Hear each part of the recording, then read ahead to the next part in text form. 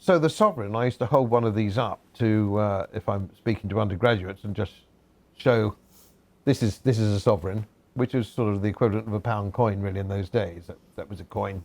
And this was dated 1905. Now that sovereign would buy you bed and breakfast in a good hotel in Berlin, London, Paris, or New York. Buy a good hotel, bed and breakfast, no problem at all. And the interesting thing is to understand the preservation of wealth that you get with gold is that it will buy you that today.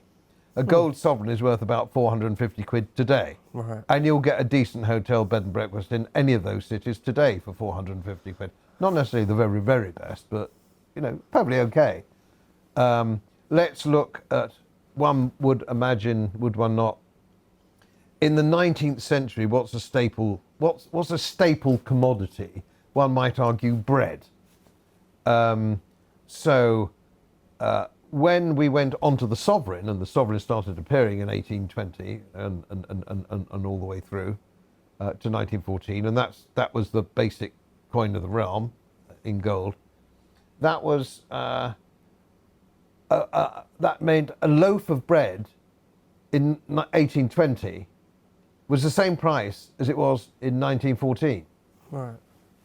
So that is an astonishing. It kills inflation. You can't inflate the currency if it's gold. You can't do it. It's physically impossible for you to do that. So, and if you look, I would argue now, I would argue that perhaps from the 20th century, the staple commodity, the core global commodity would be oil. And if you look at graphics showing you oil per barrel in gold, it's a flat line. It's a flat line. There is no inflation of oil over gold. It's a flat line from the turn of from 1900. For the last 120 odd years, it's flat because gold holds its value, and it held its value when bread was the core commodity, and it's held its value with now for the same reason.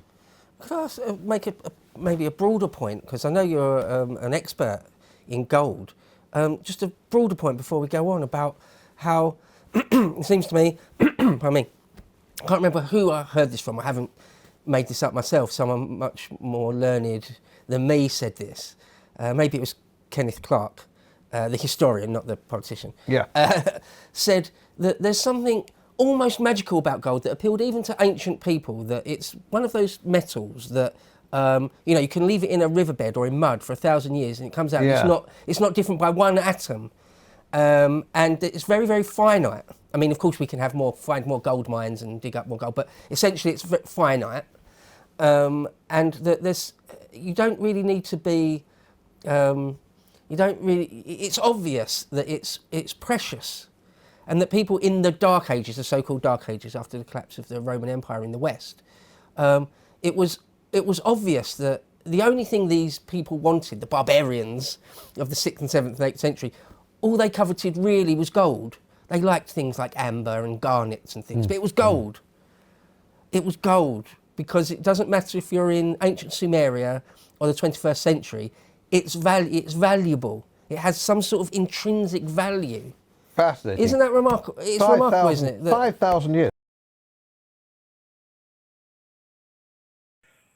As most of you know, my work is very heavily independently research based, and I get my information from all over the world. It would help if you press the subscribe button and the little bell next to it, because the more subscribers I have, the more likely it is that international independent research institutes will share their material with me. It's most helpful, and then of course I automatically share it with you. So, surprise, won't cost you anything. Thank you very much.